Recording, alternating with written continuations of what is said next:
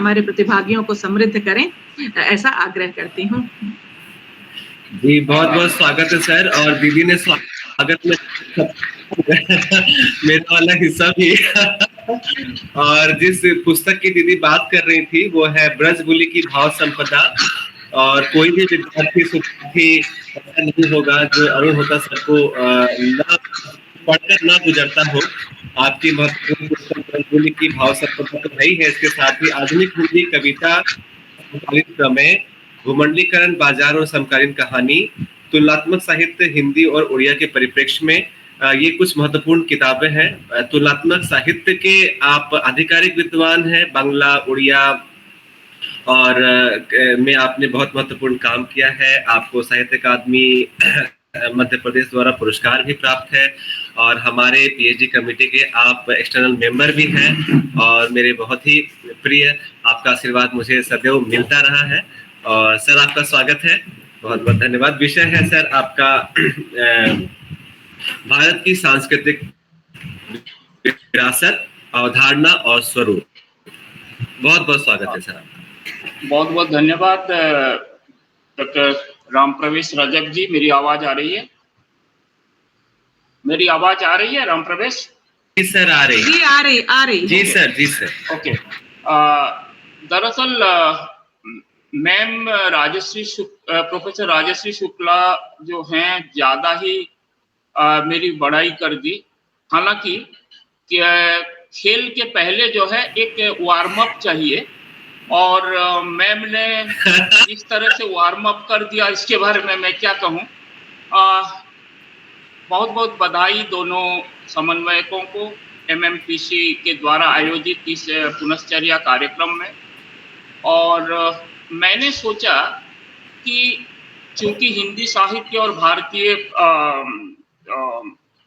भारत की सांस्कृतिक विरासत पर यह पुनश्चर्या कार्यक्रम जो है वह संबंधित है, तो क्यों न हम जो सांस्कृतिक विरासत है भारत की उससे हम थोड़ा बहुत परिचित हो जाएं, उसकी एक अवधारणा प्राप्त कर लें। क्योंकि अभी अभी जस्ट आप लोगों ने इनागुरल सेशन को झेला है, तो अभी 14-15 दिन जो भी हैं आप लोग इससे जुड़ेंगे।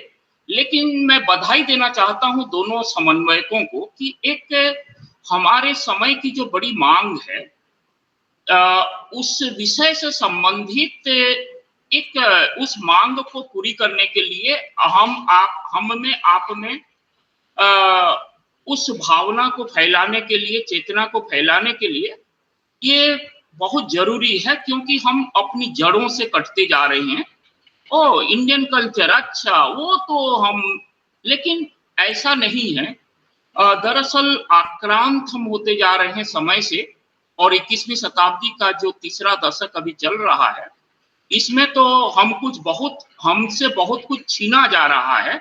लेकिन हमारी जो सांस्कृतिक संपदा है, हमारी जो पहचान है, हमारी जो जड़ है, जब हम उसे जानेंगे तो जाहिर सी बात है कि हम सच्चे मायने में एक भारतीय नागरिक और एक भारतीय हो सकेंगे। और हमारी सांस्कृतिक विरासत को जानना और समझना, इसके निर्माण में किसकी भूमिका रही है, ये सब जानना भी हमारे लिए बहुत महत्वपूर्ण होता है। इसीलिए मैंने ये विषय चुना कि भारत की जो सांस्कृतिक विरासत है उस पर हम लोग 2-4 बातें मैं करूं, फिर उसके बाद जो है आप लोगों की जो शंकाएं होंगी या आपके जो एडन होगा, आपका जो सब्ट्रैक्शन होगा, आपके जो विचार होंगे या कोई प्रश्न होंगे, तो उस पर हम लोग 15-20 मिनट रखेंगे, उसमें हम बात करेंगे।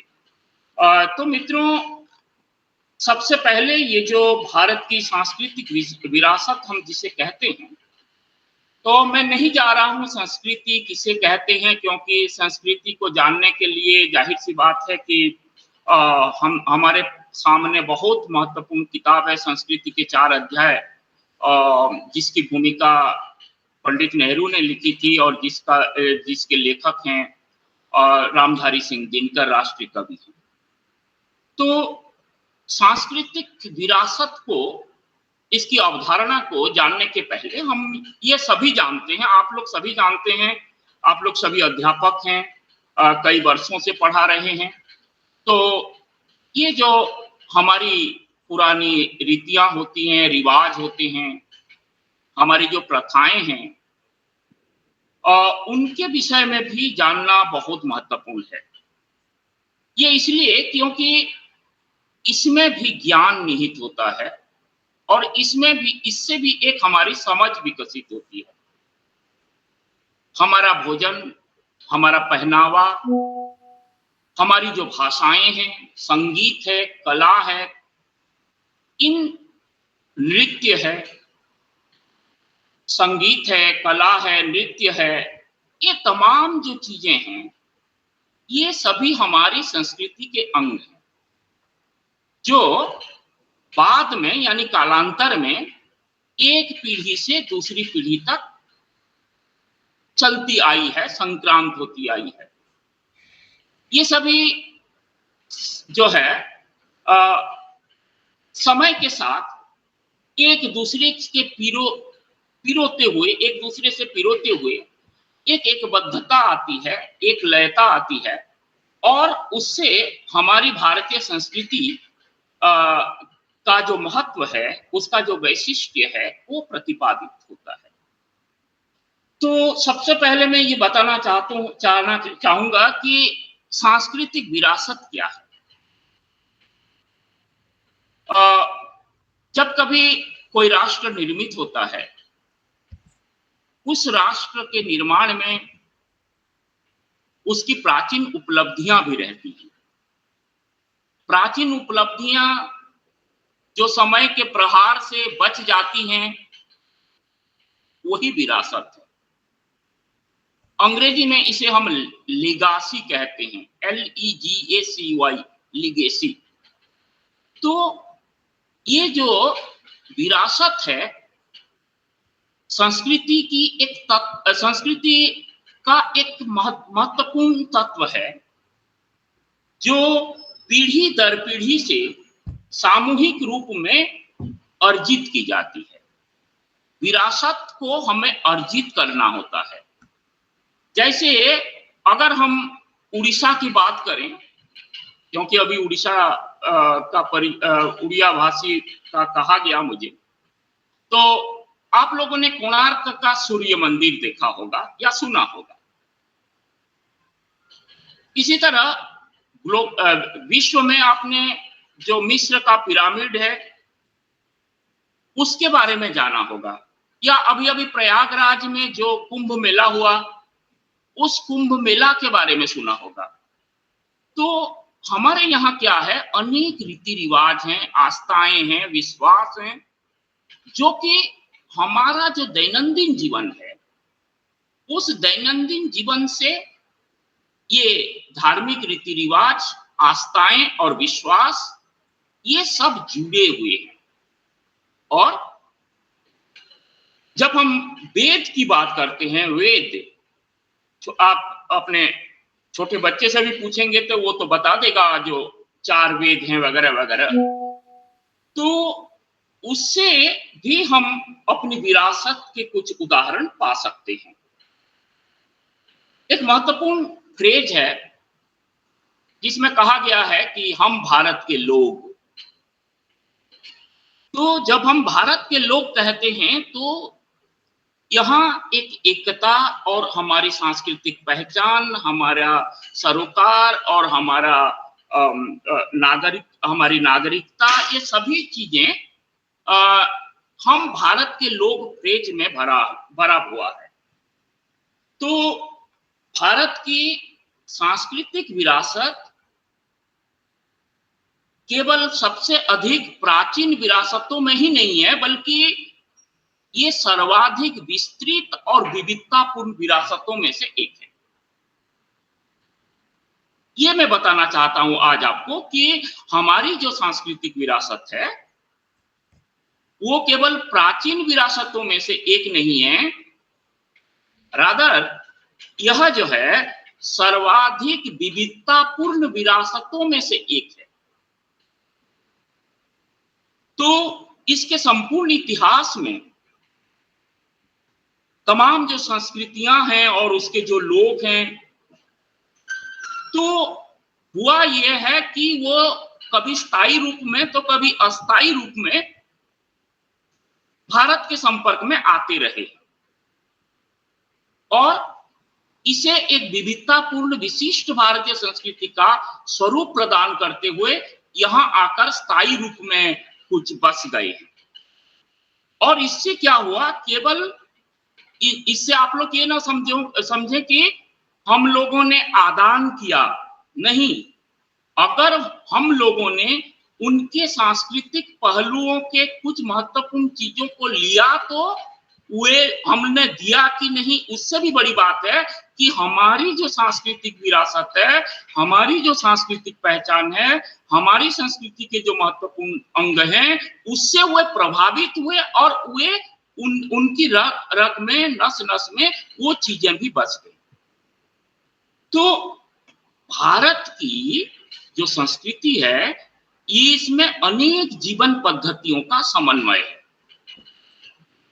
अनेक पीढ़ियों से भौतिक और बौद्धिक जो घटक हैं, उन घटकों ने भारत को अपनी संस्कृति के बहुत पहलुओं को, जैसे कि खान पान, वस्त्र, आभूषण, वास्तुकला, शिल्प, भाषा, साहित्य, विज्ञान, नृत्य, संगीत, तमाम चीजें, चित्रकला, नैतिक मूल्य, हमारा जो नैतिक मूल्य है, हमारी जो प्रथाएं हैं, इन तमाम जो चीजों के द्वारा, तत्वों के द्वारा एक राष्ट्र के रूप में हमारी अनुपम पहचान आई।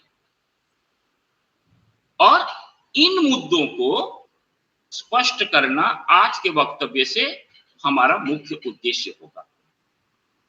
अर्थात तमाम जो चीजें हैं, हमारे जो पीढ़ियों से चली आ रही जो भौतिक और बौद्धिक घटकों ने भारत की अपनी संस्कृति के बहुत से पहलुओं को जो लोगों को प्रभावित किया और वो भारतीय संस्कृति की अनुपम पहचान से वो परिचित हुए, इन चीजों पर, इसलिए हम केवल साहित्य तक इसे सीमित नहीं रखेंगे, बल्कि हम उसके बारे में एक आइडिया, इसीलिए हमने कहा अवधारणा। तो सबसे पहले जो हमारी साहित्यिक विरासत है, हम हिंदी की बात करेंगे तो वो 1000-2000 साल की बात है, 2000 साल की बात मान लीजिए। और जब हम भारतीय साहित्य की बात करेंगे तो वह जो है, हमारे पास एक अनुपम भंडार है साहित्य का, जिसके बारे में मैंने आपसे कहा कि वह वेद है। और ये इसके समय के बारे में कोई 1500 ईसा पूर्व कहता है, कोई और कुछ कहता है, मैं नहीं जा रहा हूं। बाल गंगाधर तिलक का नाम आप लोगों ने सुना होगा।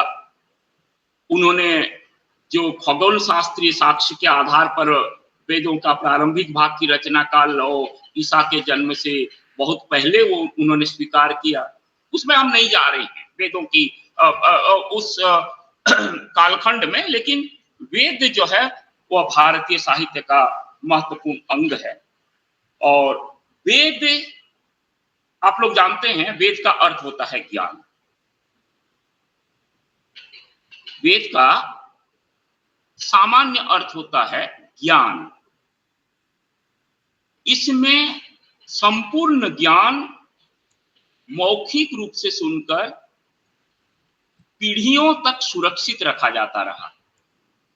इसलिए पर्यायवाची जब आप कहते हैं वेद का, श्रुति कहते हैं, जिसका अर्थ होता है कि वह वस्तु जो सुनी गई हो, जो व्यक्त की गई हो, वह श्रुति। ये यकीन किया जाता है कि वेदों को किसी ने रचा नहीं, इन्हें ऋषि जो थे हमारे भारतीय ज्ञान परंपरा के, उन ऋषियों ने क्या किया माना जाता है, मैं कह रहा हूं माना जाता है, डिबेट हो सकती है। तो ऋषियों ने क्या किया कि सुनाया, अपने अनुभव बताए, और ऋषियों के मस्तिष्कों में, आंखों की गहराई में एक रहस्य बनकर प्रकट हो गए। ऋषियों को जो अंतर्दृष्टि प्राप्त हुई, उसे वे भावी पीढ़ी के लिए प्रेषित करने का माध्यम बनाया, वही है वेद।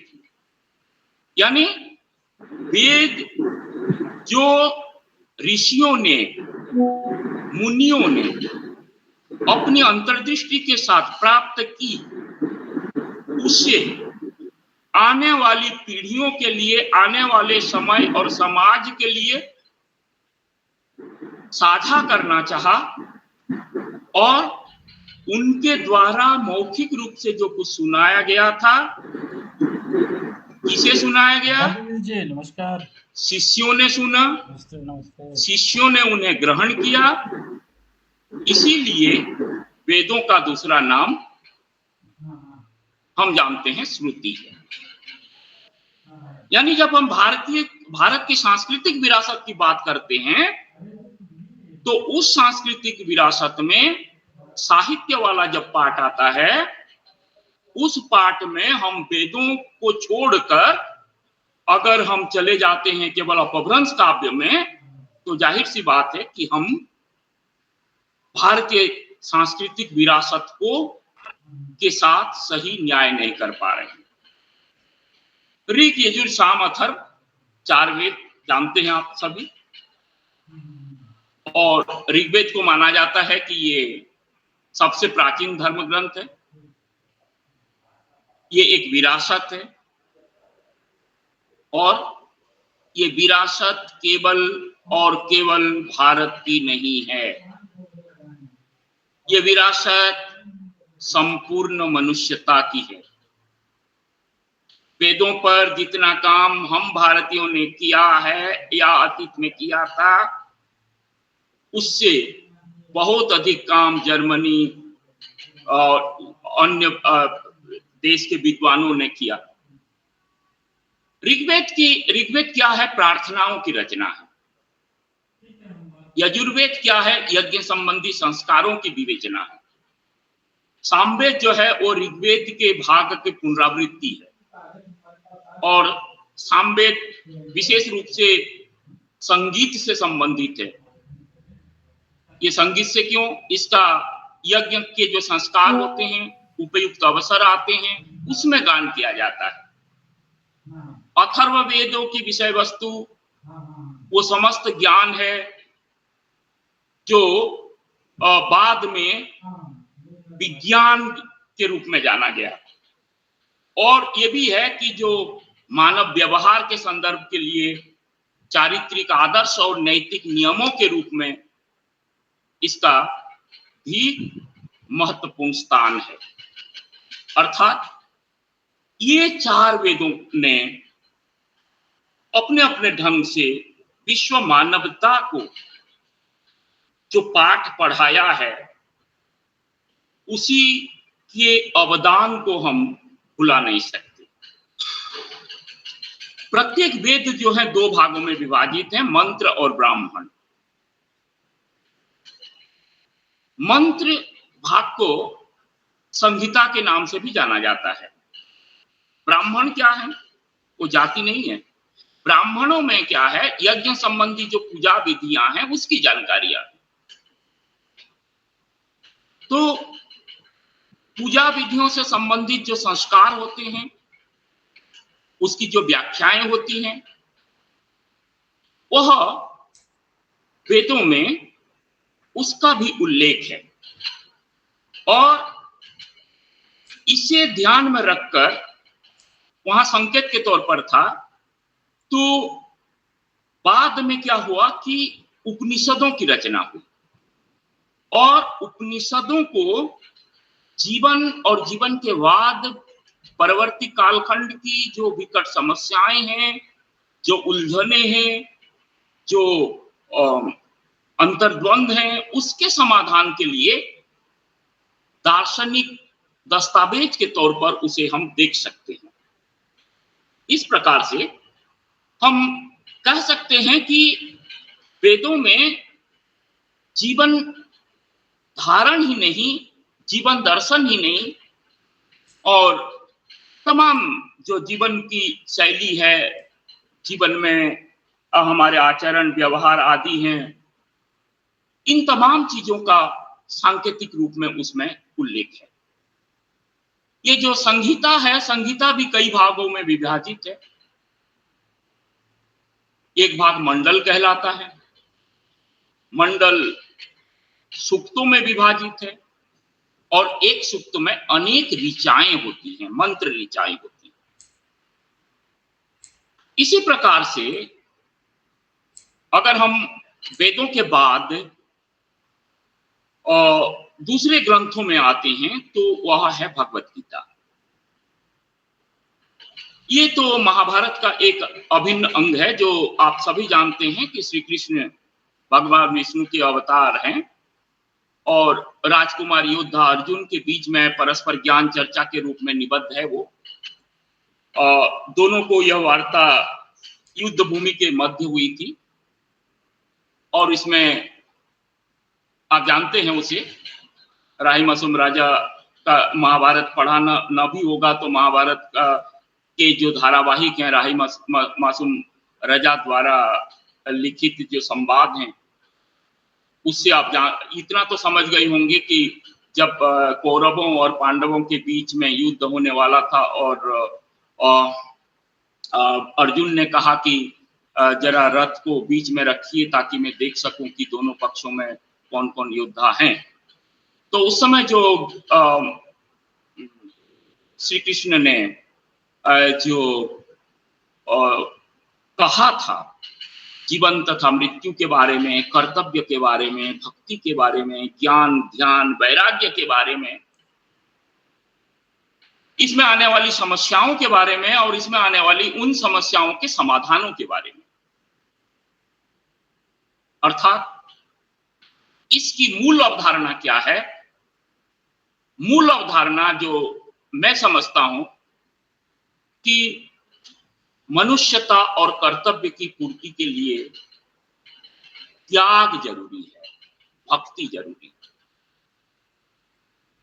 तो इस प्रकार से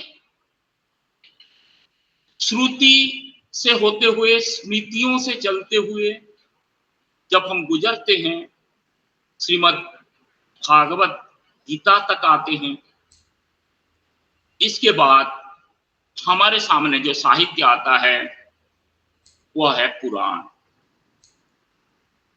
लोग कहते हैं कि पुराण अष्टादश पुराणेषु कहते हैं, लेकिन मित्रों पुराण 18 हैं, लेकिन ये महापुराण 18 हैं। बताऊं मैं आपको, पुराण जब हम कहते हैं तो ये महापुराण 18 है। दरअसल पुराणों की संख्या अगर हम कहेंगे तो वो 36 है। क्यों, कैसे? 18 महापुराण हुए और 18 उपपुराण हुए। 18 महापुराण और 18 उपपुराण, इस तरह से 36 पुराणों की संख्या मानी जाती है। अब जो पुराण ग्रंथ हैं, इसका एक वाक्य में या एक शब्द में अगर हम कहें तो वह है मानव मूल्य।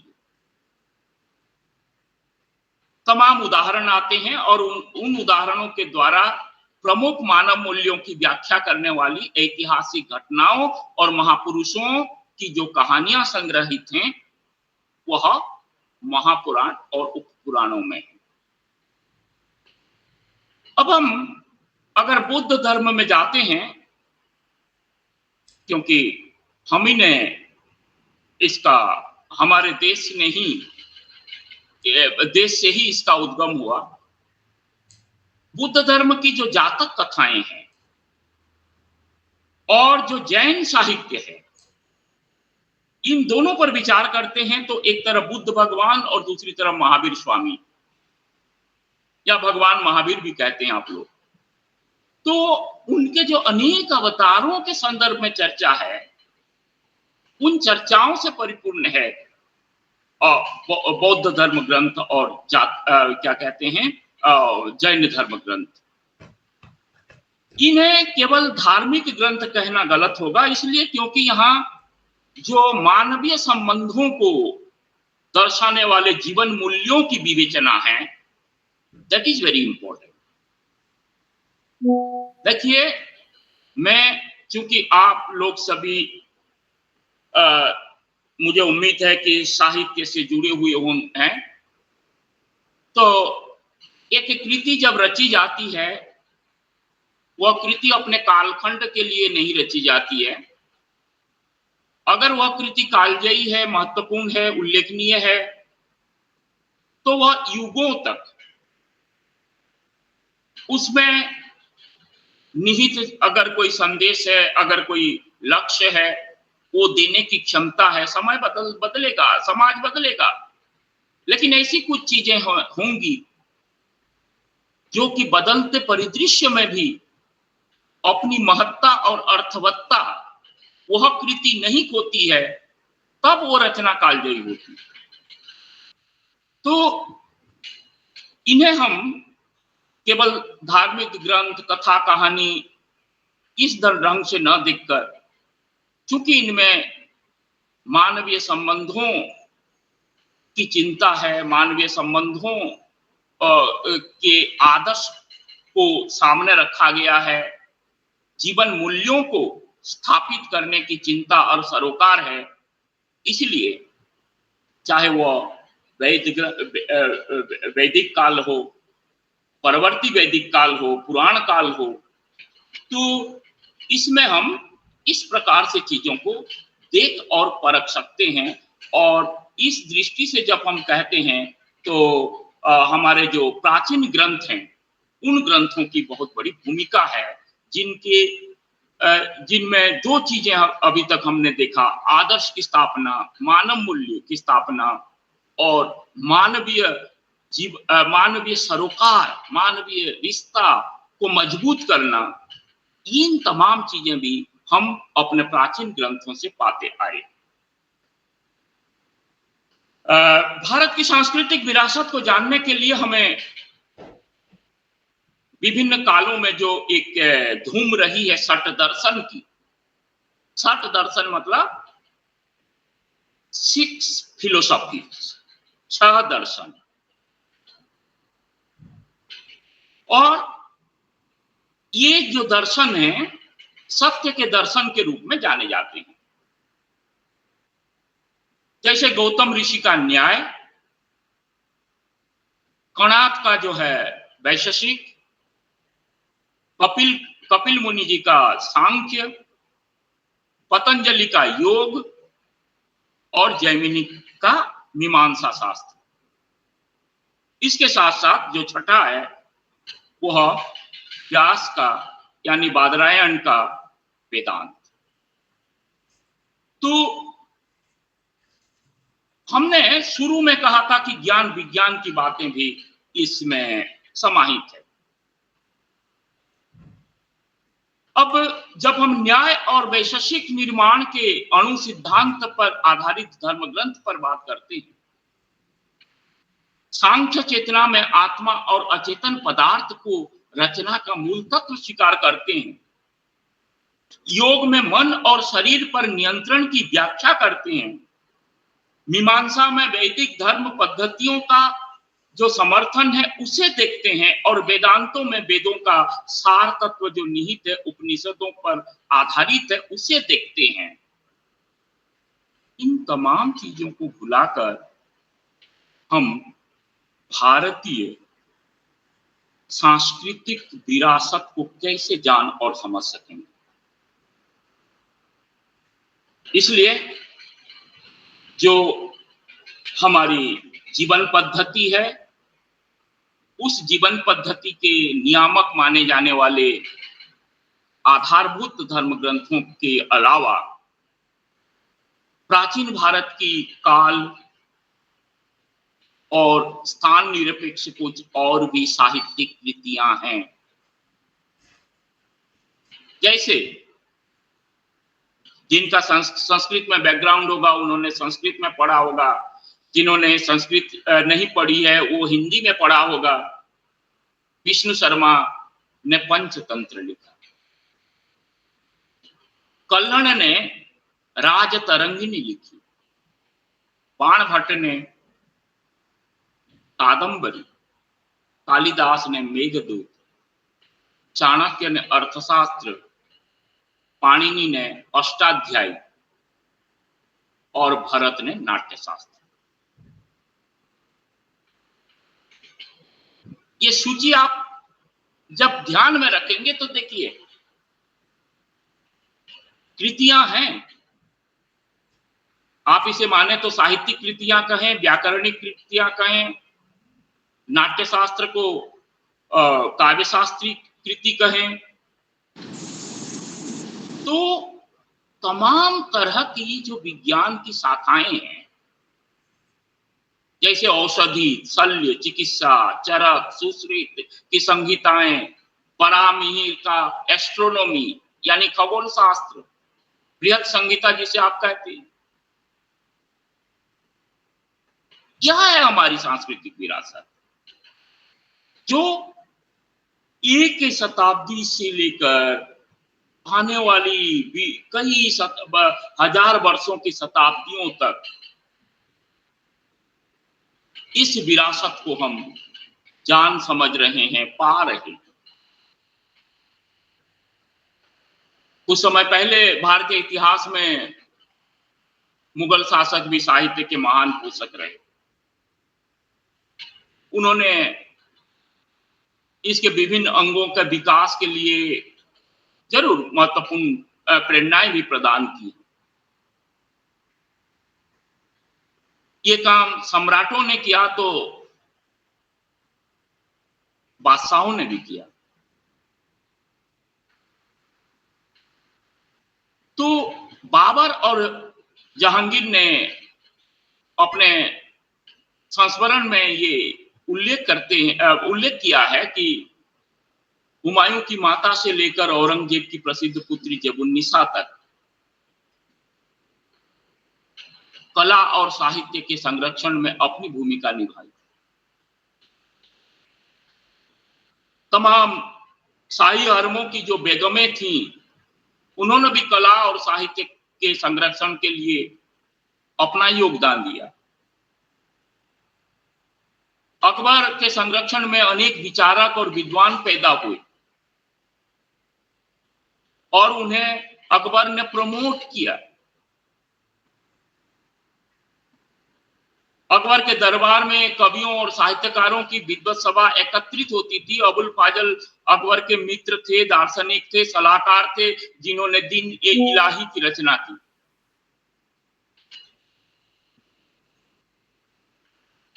विद्वान शाहजादा जो दारा है, उन्होंने प्रमुख उपनिषदों का फारसी में अनुवाद किया। भारत का जब पश्चिम से संपर्क स्थापित हुआ, तब से लेकर 19वीं सदी के उत्तरार्ध तक तमाम परिवर्तन हुए। हमारी जो सांस्कृतिक विरासत है उसे देश में ही नहीं विदेशों तक प्रचारित और उसके महत्व को समझाने का प्रयास किया गया। इस सांस्कृतिक विरासत को अपने अपने ढंग से राजा राममोहन राय, स्वामी दयानंद सरस्वती, ईश्वर चंद्र विद्यासागर,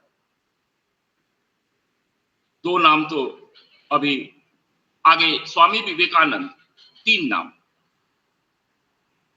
और महात्मा गांधी। अगर मैं 5 नाम ले रहा हूं तो 5 नामों में 3 नाम जो है सीधे बंगाल से, और भी तमाम महापुरुष हुए जिन्होंने भारत की जो सामाजिक प्रथाएं हैं जैसे ब्राह्मणों के धार्मिक पूजा पाठ, जाति बंधन, विधवा तथा नारियों की दुर्दशा, हाँ, इनकी आलोचनात्मक जांच परख की। और ये खास तौर पर इस ओर हमारा ध्यान दिलाया कि भारतीय समाज को सामाजिक रूढ़ियों और कुरीतियों से छुटकारा दिलाने का काम होना चाहिए। भारत की जो सांस्कृतिक भारत में जो भारतीय जो संस्कृति में अनेक ग्रंथ लिखे गए हैं, उन ग्रंथों के जब अंग्रेजी और भारतीय भाषाओं में अनुवाद हुए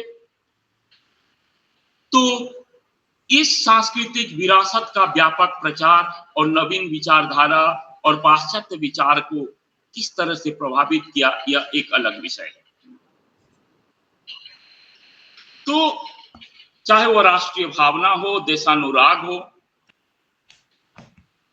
वर्तमान साहित्य के उत्थान के गंभीरता को प्रभावित किया और परिणाम ये रहा कि इस युग में सबसे अच्छी रचनाएं रची गई। इस युग में राष्ट्रीयता के दौर में देखिए आप, मैं ये नहीं कह रहा हूं कि परवर्ती काल में बहुत बुरी रचनाएं रची गई, मैं ये नहीं कह रहा हूं, लेकिन मैं ये कह रहा हूं कि ये जो राष्ट्रीय जागरण काल में रविंद्रनाथ ठाकुर आते हैं, सुब्रमण्यम भारती आते हैं, शुरू में जिनका संस्कृति के 4 अध्याय वाला जो जिक्र किया था, दिनकर जी आते हैं, महात्मा गांधी आते हैं और भी तमाम नाम आ सकते हैं।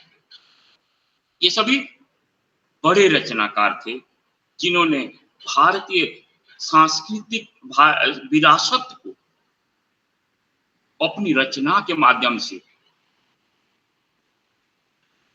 अच्छा इस चीज को हम नेहरू के माध्यम से भी देख सकते हैं, डिस्कवरी ऑफ इंडिया वाली किताब में। तो कहना ये चाहता हूं मैं कि हमारे एक जो बृहद परंपरा है, वेदों से लेकर नेहरू तक की जो परंपरा है, इसमें भारत की सांस्कृतिक पहचान को जानने और समझने का हमारे पास बहुत बड़ा मौका मिलता है उसमें। और वो भारतीय सांस्कृतिक विरासत का जो महत्व है, उसे हम आज के माध्यम से नहीं बल्कि हजारों वर्ष पहले के रचे गए, जो जिन्हें आप धर्म ग्रंथ कहते हैं, मैं उन्हें ग्रंथ कह रहा हूं क्योंकि उसमें केवल धर्म की बात नहीं है बल्कि उसमें जीवन की भी बात है। तो इस प्रकार से साहित्य की एक बड़ी भूमिका रही। अब हम थोड़ी बहुत बात करेंगे इस सांस्कृतिक विरासत में नृत्य और संगीत ने क्या काम किया। अभी थोड़ी देर पहले मैंने बताया था कि राजाओं और महाराजाओं ने, बादशाहों ने जो नृत्य और संगीत है इसे प्रमोट किया, बढ़ावा दिया, और ये नृत्य और संगीत भारतीय संस्कृति में बिल्कुल प्रसिद्ध है।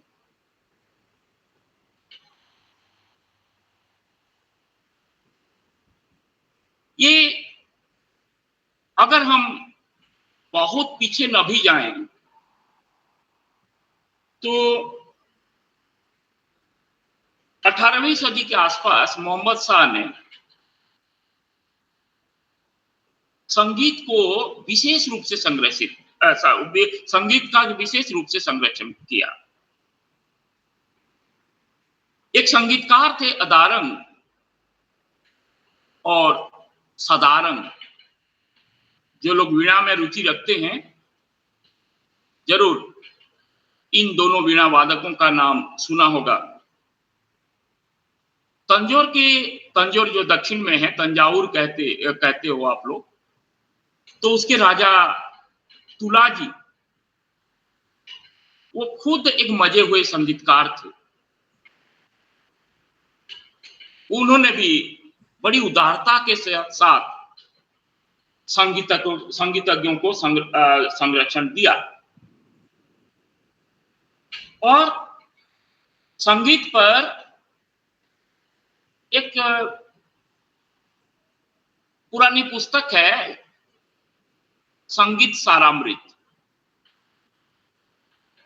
ये उसी राजा ने ही उसकी रचना की थी। तंजौर के त्यागराज के भजन पूरे दक्षिण भारत में बहुत मशहूर हुए, काफी गाए जाते हैं आज भी त्यागराज। आज के भारत में संगीत के साथ नृत्य को भी हम देखते हैं कि चाहे वो कथकली हो, मणिपुरी हो, भरतनाट्यम हो या ओडिसी हो। महान कलाकार रुक्मिणी देवी, मेनका गोपीनाथन भरतनाट्यम के संदर्भ में,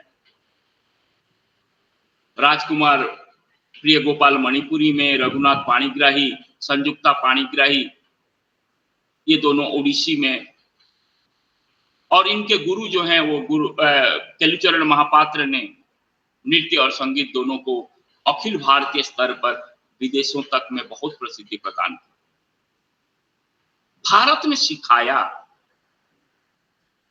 भारत जो है वह लोक नृत्य हो या लोकगीत है हो,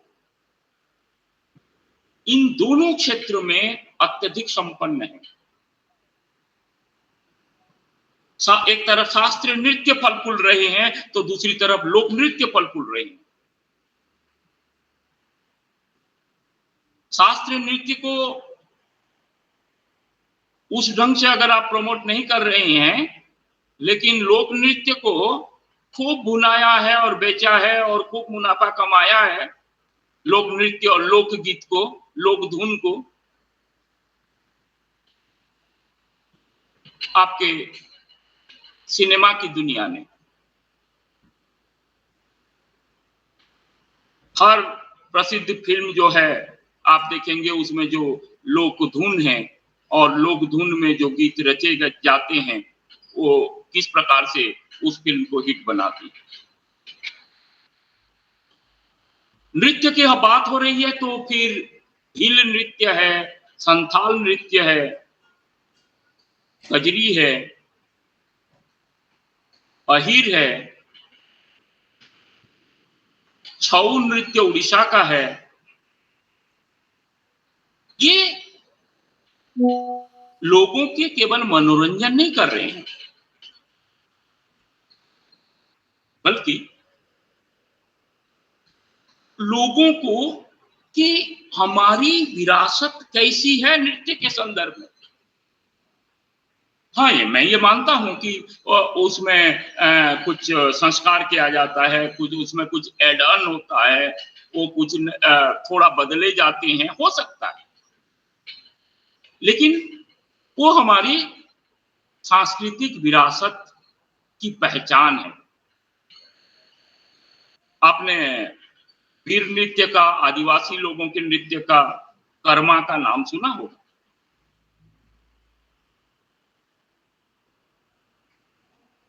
यहाँ कलकत्ता से 160 किलोमीटर दूरी पर, जहां से संत साहित्य के मर्मज्ञ आपको इनागुरल सेशन में संबोधित किया होगा प्रोफेसर रामेश्वर मिश्र, वो शांति निकेतन से है।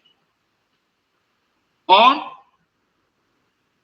वहां नृत्य, संगीत और अन्य कला कौशलों के क्षेत्र में जो दो भवन हैं, यानी दो डिपार्टमेंट्स हैं, कला भवन और संगीत भवन, वो बहुत ही इस दिशा में ये दोनों भवन काम कर रहे हैं। भारत सरकार में भी पहल हो रही है। साहित्य अकादमी जो है, संगीत नाटक अकादमी जो है, ललित कला अकादमी जो है, भारत सरकार द्वारा जो कला और संस्कृति के विकास के लिए स्थापित कुछ विशिष्ट और अकादमिक संस्थाएं हैं, इन संस्थाएं भी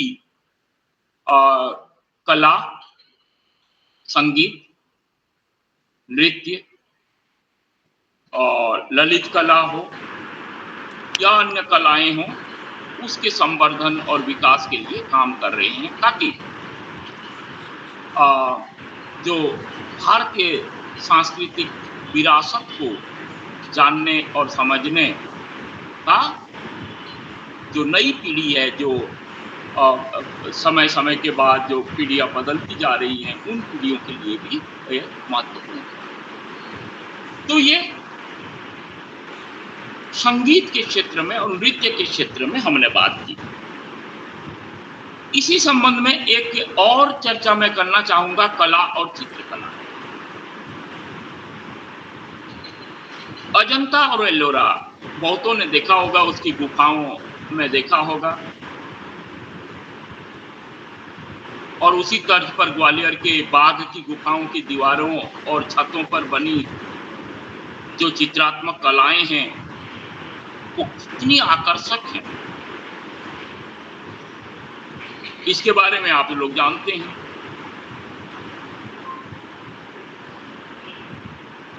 बहुत अधिक महत्वपूर्ण निर्मितियों में हाथियों और नर्तकों की जो महिला संगीतकारों के साथ शोभा यात्रा होती है, उसे भी शायद कभी फिल्मों में या डॉक्यूमेंट्री में देखा होगा। मधुबनी यानी मधुबनी चित्रकारियां उड़ीसा की पाटकला,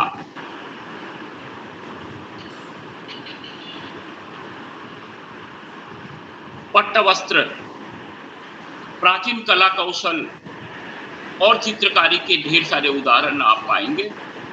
राजपूत चित्रकारियां भी मिलती हैं। इनमें धर्म और अभिन्न लगाव हमें झलकता है कला और चित्रकला के माध्यम से। जब मुगल काल आया तो ललित कला महत्वपूर्ण उत्कर्ष के स्तर पर पहुंच गई। ललित कलाओं के प्रेमी होने के कारण मुगल सम्राटों ने क्या किया कि नई नई तकनीकें और तरीकों का संरक्षण किया, जिनमें फारसी और भारतीय तत्वों का सम्मिश्रण हुआ। उस सम्मिश्रण को आप देख सकते हैं, जान सकते हैं जो कला प्रेमी हैं या कला विशारद हैं। चित्रकला, वास्तुकला, कसीदाकारी, आभूषणों और धातु की जो कारीगरी है, उसकी भी गहरी छाप देखी जा सकती है। अकबर के शासनकाल में चित्रकला ने खूब प्रगति की, क्योंकि उसकी व्यक्तिगत अभिरुचि थी, उदार कलात्मक प्रकृति, विदेशी कलाकारों के प्रति सहानुभूतिपूर्ण दृष्टिकोण और उसकी धार्मिक सहिष्णुता, और वो हिंदुओं के साथ सक्रिय समागम, इन तमाम चित्रकारियों को अकबर के फतेहपुर सीकरी जब उन्होंने राजधानी बनाई, चित्रकला के क्षेत्र में बहुत महत्वपूर्ण काम हुआ उसमें। जब मुगल का पराभव काल आया तो ये जो परंपरागत निरंतरता थी वो गायब होती गई। कैसे? अगर आप 20वीं सेंचुरी के फर्स्ट एक आध डिकेड में जाएंगे, प्रारंभिक दशकों में जाएंगे, तो आप पाएंगे कि नई तरह की शुरुआत हो रही है, नई तरह की चीजें दिखाई पड़ रही हैं।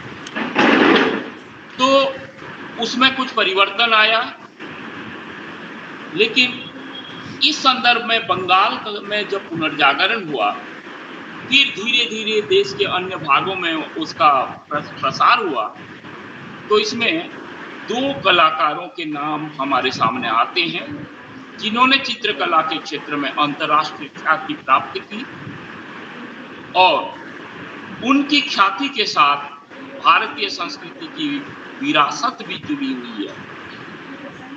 एक तरफ रवि वर्मा है तो दूसरी तरफ M.F. हुसैन है। रवि वर्मा ने जो चित्रकला हमारे सामने रखी, M.F. हुसैन की चित्रकला कभी कभार वो विवाद में भी रहे,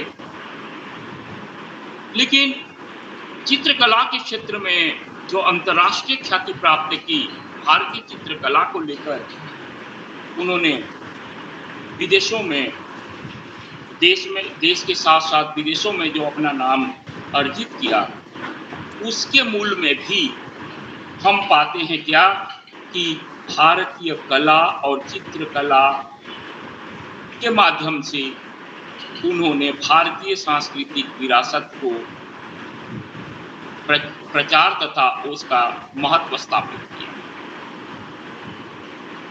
अब सवाल उठता है एक और कला का, जो घूमने जाते हैं आप अक्सर इसे देखते हैं, वह है वास्तुकला। वास्तुकला प्राचीन भारतीय साहित्य की तरह मूर्ति शिल्प और वास्तुकला ये दोनों बहुत ही समृद्ध हैं। देवगढ़ का विष्णु मंदिर हो या उड़ीसा का कोणार्क मंदिर हो, कोणार्क मंदिर तो नहीं है, सूर्य मंदिर हो, पुरी का सुप्रसिद्ध जगन्नाथ मंदिर, ये प्राचीन भारतीय वास्तुकला के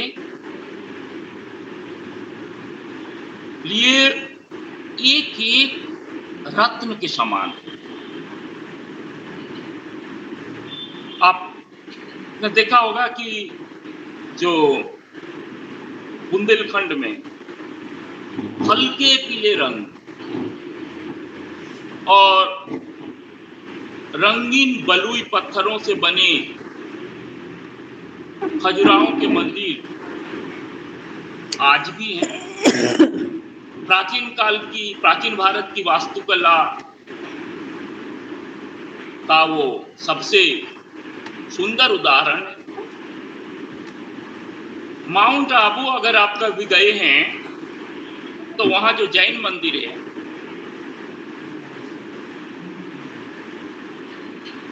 संभवतः दिलवारा जैन मंदिर, उसमें मूर्तिकला के सौंदर्य सबसे अधिक अनुपम और समृद्ध और बहुत ही सुंदर चित्रण मिलता है वहां।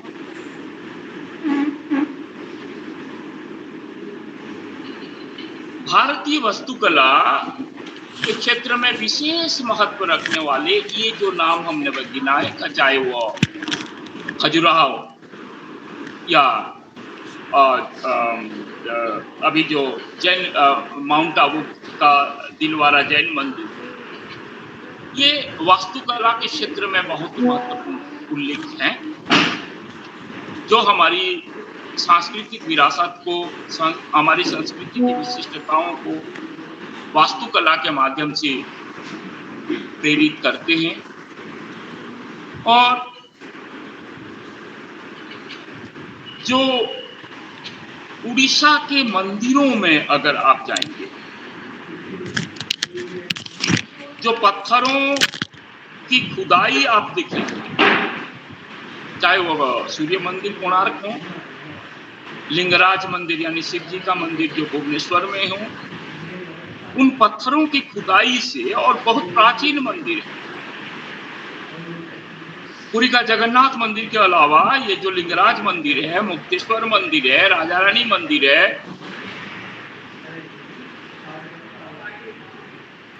चित्तौड़गढ़ ग्वालियर के शानदार किले हैं, जोधपुर का विशाल किला है, जयपुर का हवा महल है, अजमेर का महल है, उदयपुर, जयपुर, ग्वालियर के महल, जैसलमेर, कोटा, उदयपुर के जाने, ये जो भारत, इसमें हम भारत के वास्तुकला के कौशल के तमाम उदाहरण देख सकते हैं वास्तुकला के संदर्भ। और मुगल काल में अगर हम आते हैं तो एक नया सोपान जुड़ता है, और इस नए सोपान में दिल्ली के सुल्तानों के जो खुरदुरे और साधारण कार्य को फारसी प्रभाव देकर उसे थोड़ा मुलायम और आकर्षक बनाने में मुगल काल ने बड़ी भूमिका निभाई।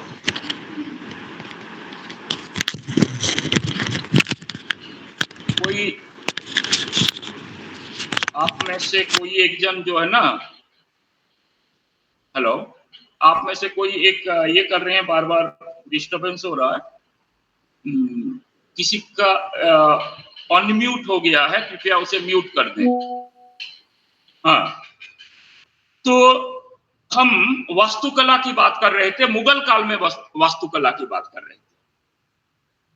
स्थापत्य कला मैं बताना ये चाह रहा था कि उन्होंने जो भारतीय वास्तुकला के साथ उन्होंने क्या किया कि जो फारसी वास्तुकला है उसे जोड़कर एक नई स्थापना हमारे सामने दी, स्थापत्य कला का उदाहरण पेश किया। तो फतेहपुर सीकरी का गोल गुंबद, अच्छा इससे भी महत्वपूर्ण है, जो आप में से अधिकांश ने देखा होगा, आगरा का ताजमहल, लाल किला, दीवाने आम दीवाने खास, जामा मस्जिद, ये सभी जो है, ये सभी उदाहरण है मुगल काल के, जिसमें कि भारतीय वास्तुकला को एक नया स्टेज मिला है, एक नया सोपान प्रवेश करता है। मुगल काल में प्रवेश करने का अवसर मिलता है भारतीय वास्तुकला को। तो आप कहीं भी जाएंगे तो आप एक चीज और पाएंगे, मुगल काल में जो बाग बगीचे प्रसिद्ध थे, बागों की डिजाइन और वो जियोमेट्री के आकार का अनुकूल होना, झीलें, नालियां, तालाब, पानी के झरने,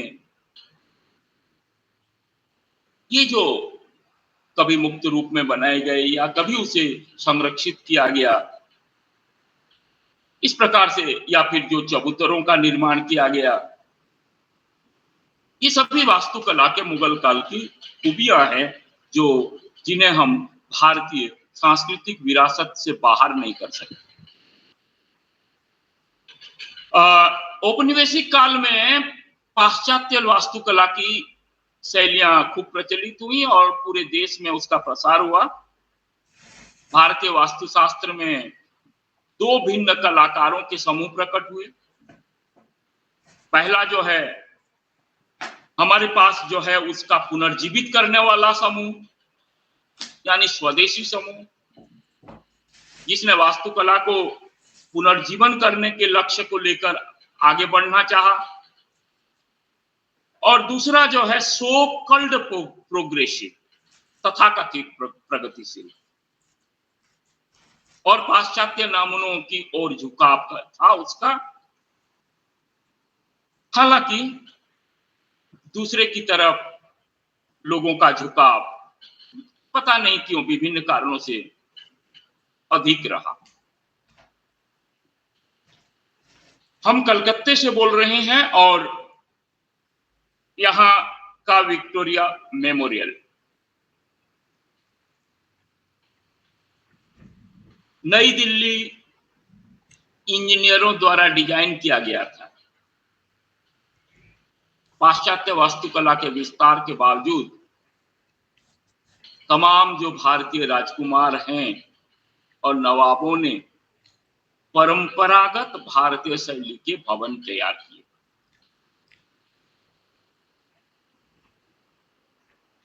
और ये जो शानदार भवन तैयार किए गए, पारंपरिक ढंग के भारतीय शैली के जो बनाए गए, सच में वो उदयपुर, जयपुर और जोधपुर जाइए, मैसूर जाइए, दूसरे स्थान पर भी है, जो मैं जानता हूं वही उदाहरण दे रहा हूं। या फिर आप अगर उधर हरिद्वार जाएंगे या मध्य प्रदेश में उज्जैन जाएंगे, उत्तर प्रदेश में बनारस यानी वाराणसी जाएंगे, तो वहां जो घाट निर्मित हुए हैं, मथुरा के जो मंदिर हैं, इंदौर का जो जैन कांच महल है, दिल्ली का बिरला मंदिर है, ये तमाम ऐसे नाम हैं जिन पर पाश्चात्य शैली का तनिक भी प्रभाव आपको नहीं मिलेगा। यानी स्थापत्य कला के संदर्भ में हमने देखा कि जो है दो धाराएं चल रही थी। एक तो आज सोकल्ड जो इंजीनियर बनाते हैं वो शैली, और दूसरी जो है पारंपरिक हमारी सांस्कृतिक भारतीय सांस्कृतिक विरासत से परंपरा से चली आ रही वह शैली, दूसरी वो पहली शैली। इस संदर्भ में हम ये देखते हैं कि हम लोगों ने अभी तक सामान्य रूप में भारतीय सांस्कृतिक विरासत के अंतर्गत साहित्य,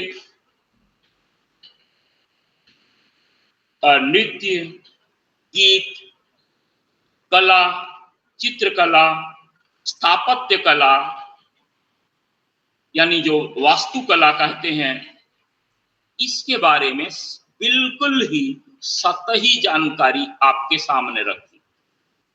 एक कला या शिल्प और रह गया, बाकी है वह है मूर्ति कला। यानी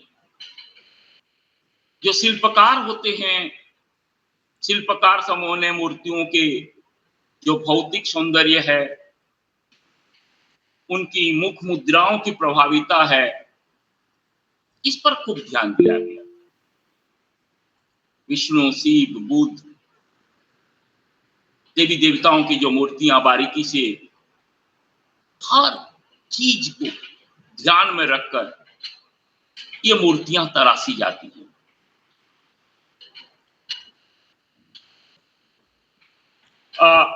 जब आप किसी मंदिर के भीतर जाते हैं और वहां की मूर्तियों को आप देखते हैं,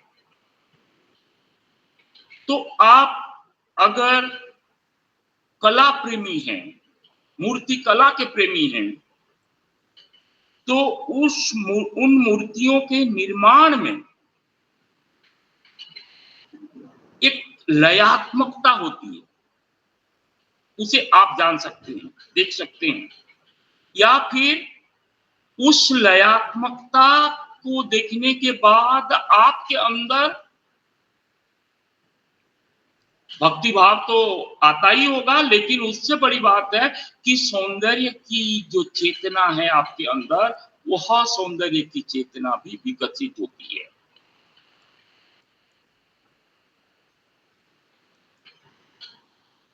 तो हमारे अंदर ही सब कुछ है। जैसे रस के संदर्भ में कहा गया है कि सारे स्थायी भाव हमारे हृदय में ही रहते हैं, और भारतीय काव्य शास्त्र में आपने पढ़ा है, लेकिन जब उसे अनुकूल परिस्थितियां, परिवेश प्राप्त हो जाते हैं, तब वह भाव जो है वह उद्रेक होता है। ठीक उसी तरह जब आप मंदिरों में जाते हैं तो उन मूर्तियों को देखते हैं, उन मूर्तियों को देखने के बाद उसकी लयात्मकता और उसकी सौंदर्य चेतना से आपके अंदर भी पूरी तरह से प्रभावित होती है।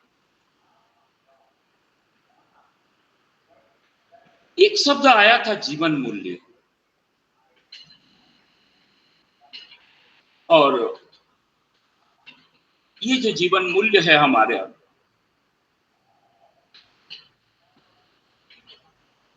ये दरअसल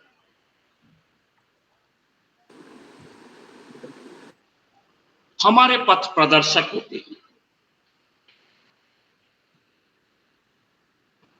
जीवन मूल्य एक विश्वास है,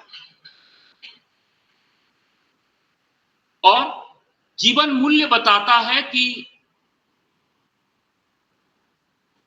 what is good and what is bad.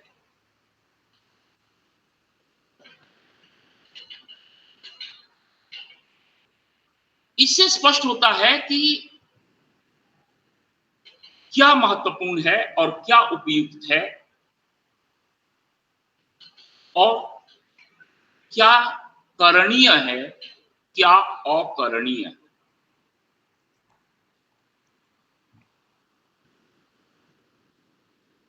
आदर्श प्रतिमान मूल्यों को प्रतिबिंबित करते हैं। The norms you set for life. आपने अगर अपने जीवन में कुछ नॉर्म्स तय किए हैं, अगर वे नॉर्म्स यानी जो प्रतिमान आदर्श हैं कि नहीं हैं,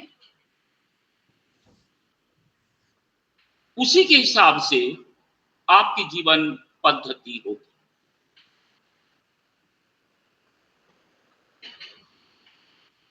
कुछ प्रतिमान और मूल्य मानव समाज के संचालन के लिए अनिवार्य और महत्वपूर्ण होते हैं।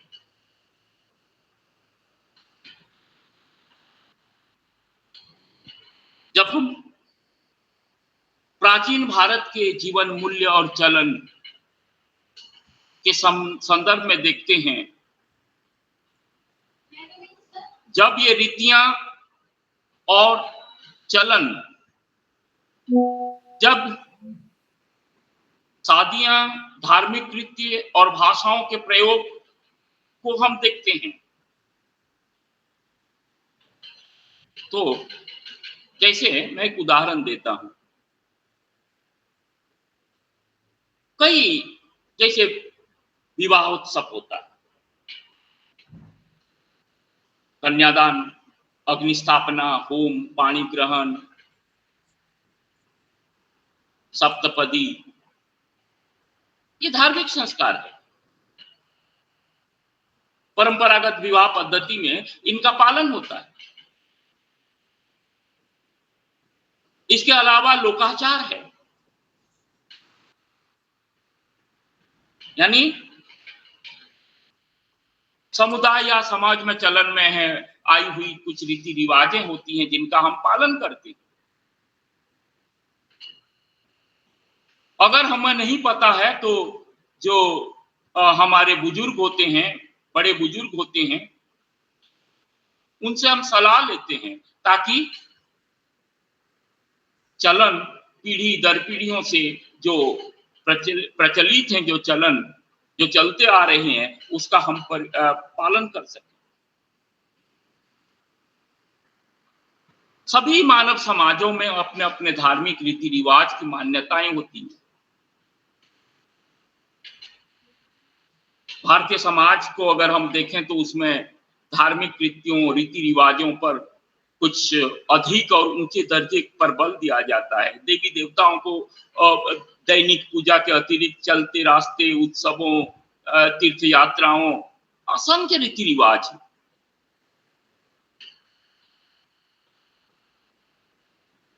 आप बिना बताए, बिना घोषणा किए, बिना निमंत्रण के हरिद्वार पहुंच जाते हैं, प्रयाग पहुंच जाते हैं। कुंभ मेले जैसे विशिष्ट अवसरों पर करोड़ों लोग जो है भारत के कोने कोने से इकट्ठे होकर समागम करते हैं। ये क्या है? ये रीति है। इस रीति के प्रति लोगों के सोच विचार हैं, जीवन मूल्य हैं और उनकी आस्थाएं हैं। ये जीवन मूल्य और आस्थाएं आज जो है वही है जो हजारों साल पहले थी।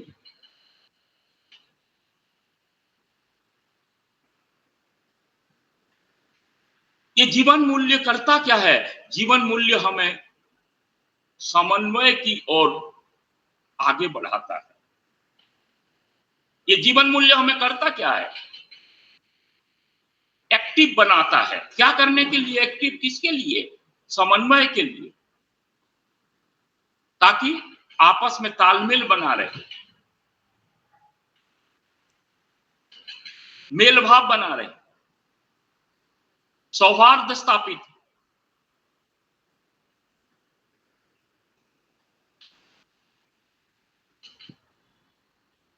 भारतीय संस्कृति में, उसकी विरासत में जीवन मूल्यों और रीति रिवाजों की एक निरंतरता पूरी तरह से बनी हुई है। कई बिंदुओं के बाद और भी बहुत सारे बिंदु हैं, लेकिन जैसे विज्ञान और प्रौद्योगिकी भी है, इसको भी आप क्या कहते हैं, विज्ञान और प्रौद्योगिकी को भी आप सांस्कृतिक विरासत के अंतर्गत रख सकते हैं। विस्तार में नहीं जाऊंगा, बल्कि बस इतना ही कहूंगा कि आर्यभट्ट के जो दो महान वैज्ञानिक कृतियां हैं, आर्यभट्टीय और सूर्य सिद्धांत, वो पहले व्यक्ति थे जिन्होंने ये बताया कि अर्थ इज राउंड और सूर्य की पृथ्वी गोल है और सूर्य की परिक्रमा करती है।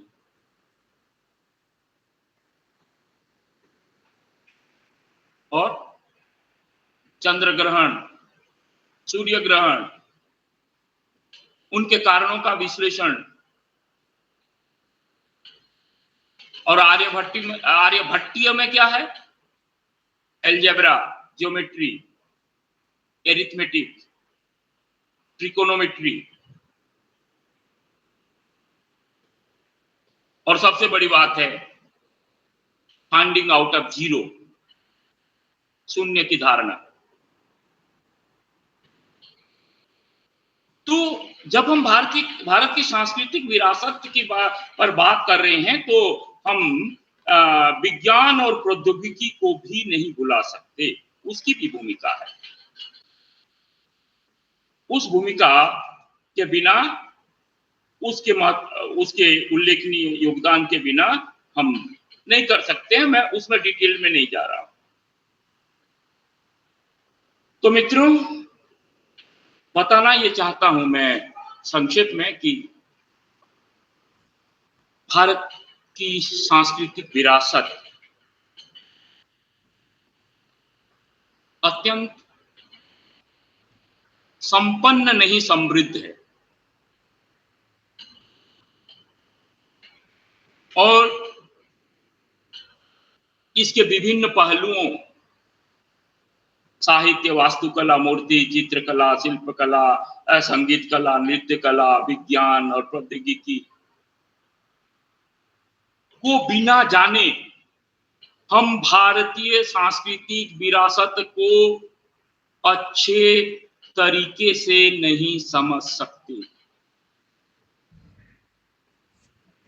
ये जो भारतीय संस्कृति हम कहते हैं, शुरू में मैंने बताया, अभी संक्षेप में इतना कहना चाहूंगा कि इसके तमाम और घटक हैं। आर्य आए, द्रविड़ आए, आर्य अनार्य के विवाद में नहीं ले जाना चाहता हूं। आर्य, द्रविड़, पारसी, यूनानी, चीनी, मुसलमान, मंगोल, मुगल, बहुत सारी तमाम जातियां आई। और दूसरी संस्कृतियों के जो स्वरूप है, घुल मिल गए, जिससे क्या हुआ कि हमारी जो संस्कृति है वो अधिक विस्तृत हुई और समन्वित भी हुई। मानवतावादी संस्कृति की आवश्यकता है, जो भारत की प्राचीन और अर्वाचीन संस्कृतियों को न केवल मिलाती है, बल्कि उसमें पूर्व और पश्चिम, यानी ईस्ट एंड वेस्ट, दोनों का संश्लेषण भी करती है। भारत अकेला देश है जहां पूर्व और पश्चिम प्रसन्नता पूर्वक संबंध बनाए रख सकते हैं और आसानी से घुल मिल सकते हैं।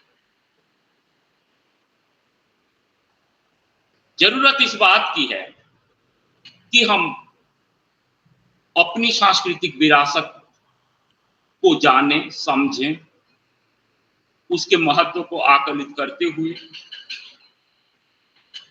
एक संश्लेषण विधि, यानी मेल मिलाप की विधि, जिससे हमारी भूमि की जो प्राचीन संस्कृति है वह पुनर्गठित हो सके। भारतीय संस्कृति की जो सबसे बड़ी खूबी है, उसकी जो विरासत है कि यहाँ हम विविधताओं में एकता पाते हैं। विविधता हमारी कमजोरी नहीं है, विविधता हमारा सामर्थ्य है, हमारी शक्ति।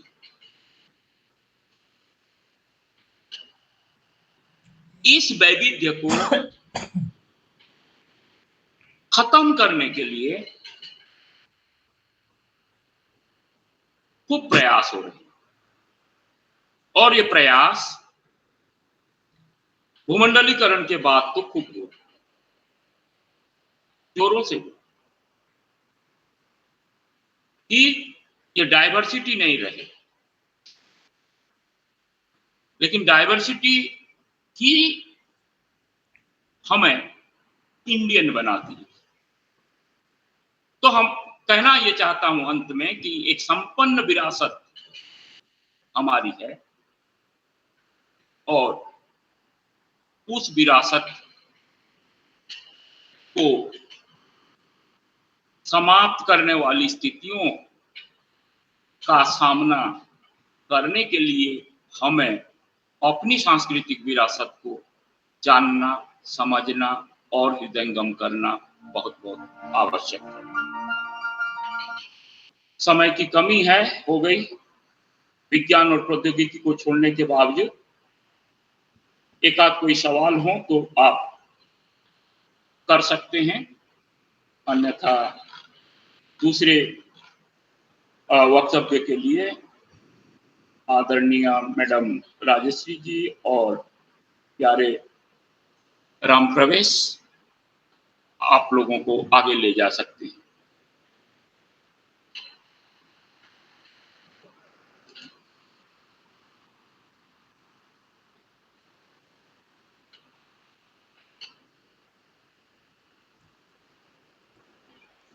कमलेंद्र जी, कोई सवाल है आपका?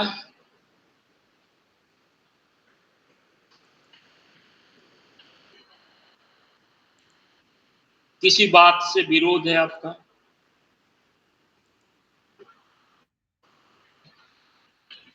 कोई नहीं। डॉक्टर वासिम रजा साहब। जी नहीं सर, सब अच्छा है, बहुत अच्छा आपका वक्तव्य रहा सर। जी सर, बहुत अच्छा। और सभी भी प्रतिभागी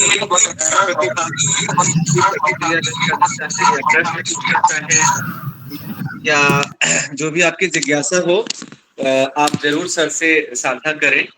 और कोई भी एक स्वस्थ वक्तव्य या बेहतर वक्तव्य तब होता है जब कोई प्रतिभागी या जो श्रोता होते हैं वो अपनी जिज्ञासा या अपनी प्रतिक्रिया देते हैं। तो आप लोगों का स्वागत है सर, आपके प्रश्नों का जवाब जरूर देंगे। और समय भी हो चुका है, तो कोई ऐसे प्रतिभागी हैं जिनकी कोई जिज्ञासा हो या प्रतिक्रिया हो तो स्वागत है आपका।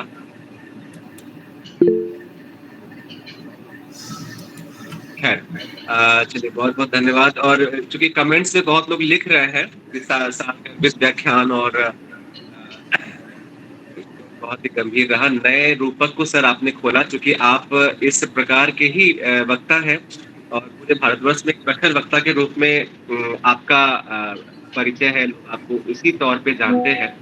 और दूसरी जो हमारा आज के इस प्रथम दिवस के पुनश्चर्या पाठ्यक्रम के दूसरा जो वक्तव्य था, और अवधारणा और स्वरूप को लेकर आपने बात की। निश्चित तौर पर हिंदी और सांस्कृतिक विरासत विषय की अवधारणा और स्वरूप भी बहुत अच्छे तरीके से आपने स्पष्ट किया। तो बहुत बहुत धन्यवाद आपका। और दरअसल राम प्रवेश, जब बहुमूल्य समय हमें दिया। दरअसल एक मिनट राम प्रवेश, की हमारे सर म्यूट हो गया है शायद आपका। राम प्रवेश, एक बात है कि हमारे यहाँ जब सांस्कृतिक विरासत हम कहते हैं ना, तो लोग केवल उसे साहित्य से जोड़ कर देखते हैं। मैं उसको तोड़ना चाह रहा हूँ कि नहीं, हमारी सांस्कृतिक विरासत केवल साहित्य में नहीं है। प्राचीन ग्रंथों में जो तमाम तरह के ग्रंथ हैं, जो सामाजिक की, जिसे हम समाज शास्त्र कहते हैं, जिसे हम धर्मशास्त्र कहते हैं, जिसे हम आचार संहिता कहते हैं, उन तमाम चीजों में भी हमारी सांस्कृतिक विरासत है। ये मैं बताना चाह रहा था, ये मेरा उद्देश्य था। इसीलिए चूंकि फर्स्ट टेक्निकल व्याख्यान था, इसीलिए एक नोट शेल में हमने उसको आप लोगों के सामने रखा। बहुत बहुत धन्यवाद। राम प्रवेश मैं कट करूं?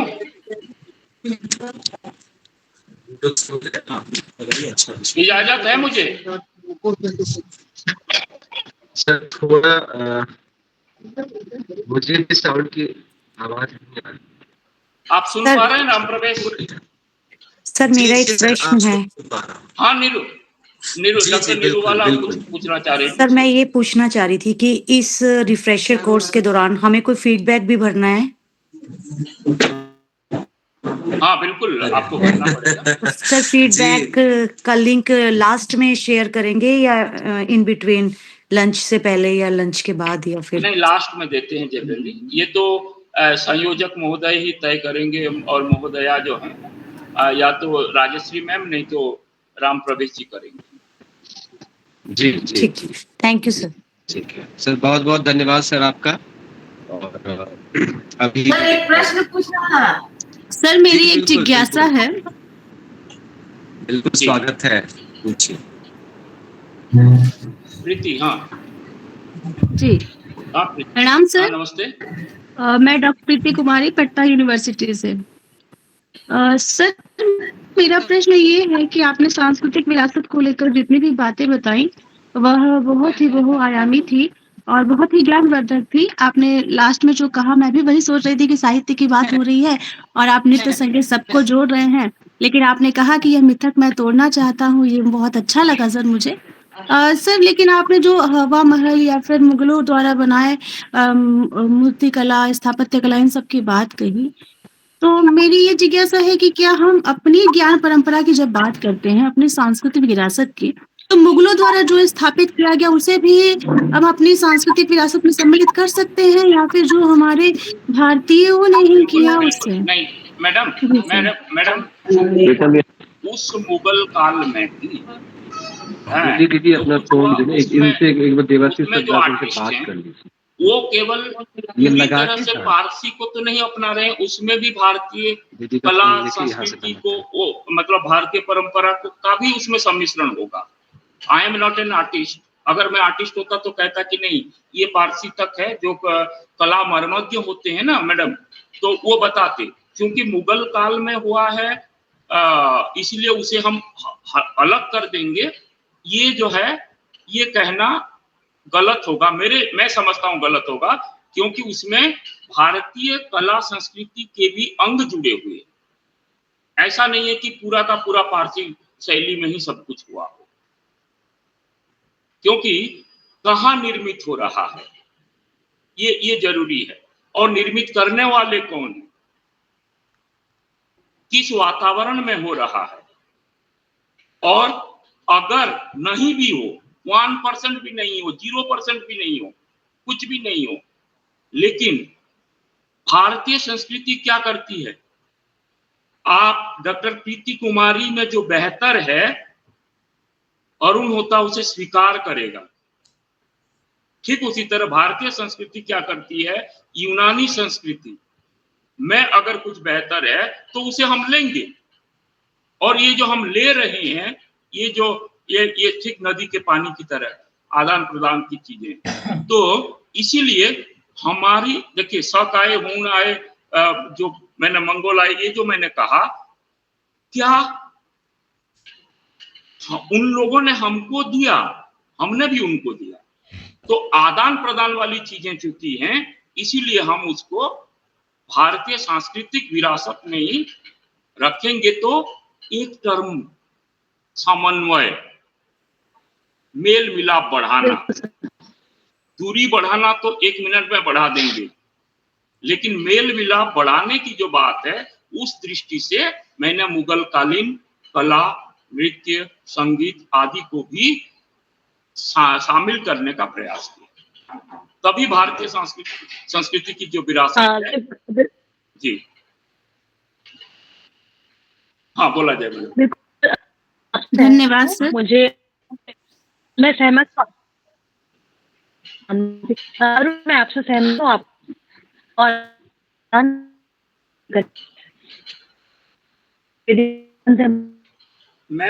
आपको सुन नहीं, लिखते हैं कोई कि अगर सुन सब पा कुछ रहा है तो लिख दे। एक मिनट सर, मैं एक मिनट। अब आ रही है आवाज मेरी? हाँ अभी आ रही है, बोलिए।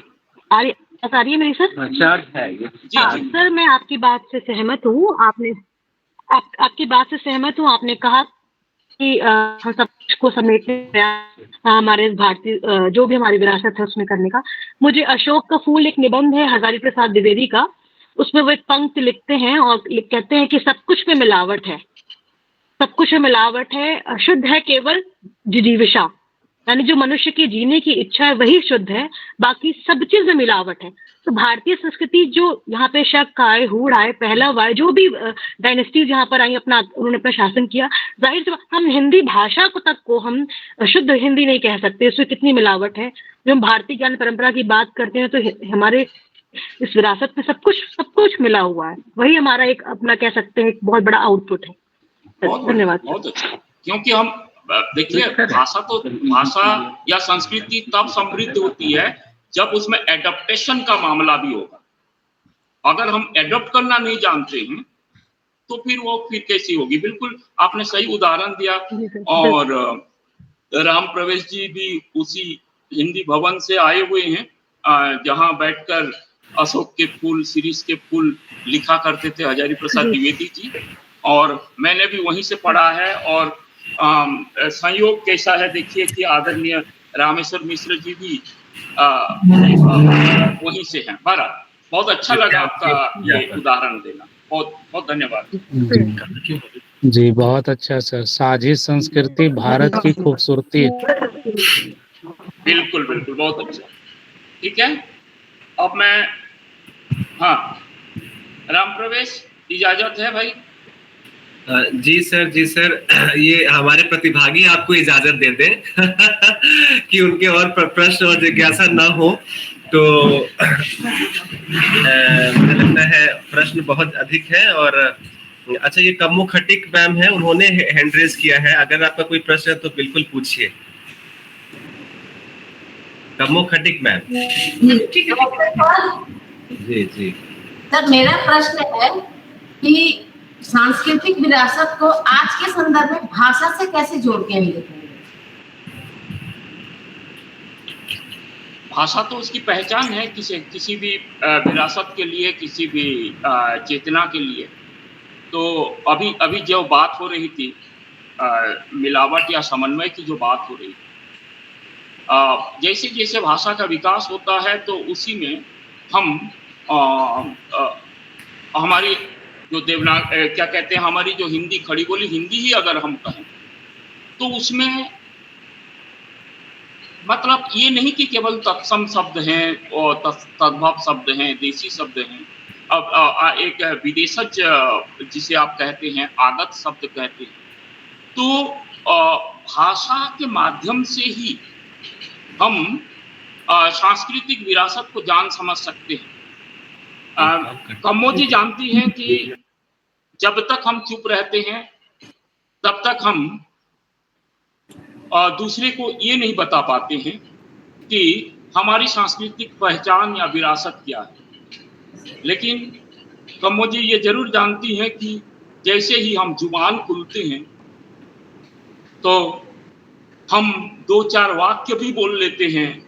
उन 2-4 वाक्यों के माध्यम से हमारा सामाजिक, आर्थिक, राजनीतिक और सांस्कृतिक, धार्मिक, ये जो तमाम परिदृश्य है, उन कुछ वाक्यों के माध्यम से ही हम उसकी एक आइडिया बना सकते हैं। तो इसलिए भाषा तो इसका सबसे महत्वपूर्ण है। और भाषा के माध्यम से हमारी उस पहचान को तो केवल सांस्कृतिक विरासत नहीं मैडम, बल्कि मैं तो कहता हूँ कि हमारी तमाम विरासत जो है, सामाजिक, राजनीतिक, तमाम चीजों को, परिदृश्य को हम भाषा के माध्यम से ही जान समझ सकते हैं। इसलिए भाषा एक महत्वपूर्ण अंग है। बिल्कुल, इसमें जोड़ना चाहिए था, लेकिन 1.5 घंटे में क्या होता है बताइए। जी सर, धन्यवाद। जी सर, बिल्कुल।